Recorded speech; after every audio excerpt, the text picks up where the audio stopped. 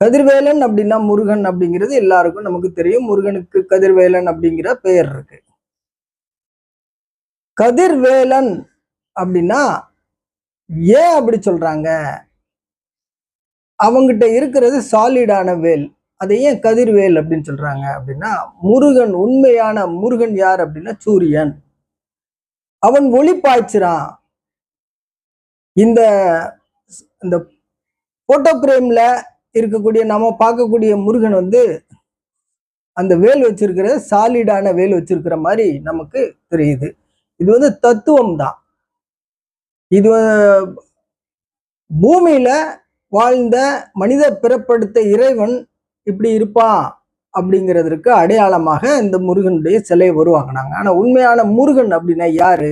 முறுக்கிறவன், இயக்கன், இயக்குறவன், சூரியன் அப்படிங்கிறது தான் அதனுடைய அர்த்தம். சூரியன் தான் முருகன்.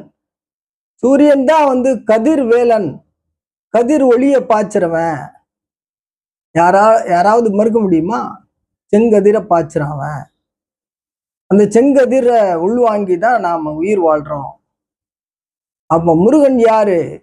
இறைவன், சூரியன் அப்படின்னு அர்த்தம். சிவசூரியன் அவன் தான் முருகன். இத நல்லபடியாக உணர்ந்துதான் பழங்காலத்துல நமது மக்கள் ஆன்மீகத்தை பின்பற்றி வந்திருக்கிறாங்க.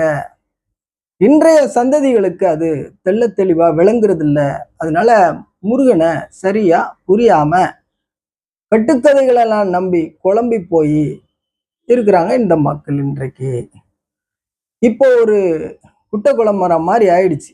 முருகனை வடநாட்டு கடவுள்னு சொன்ன உடனே தமிழர்களுக்கெல்லாம் ரொம்ப ஒரு அது குட்டையை குழப்பின மாதிரி ஆயிடுச்சு. இப்போ முருகனை பத்தி யோசிக்க ஆரம்பிச்சிட்டாங்க.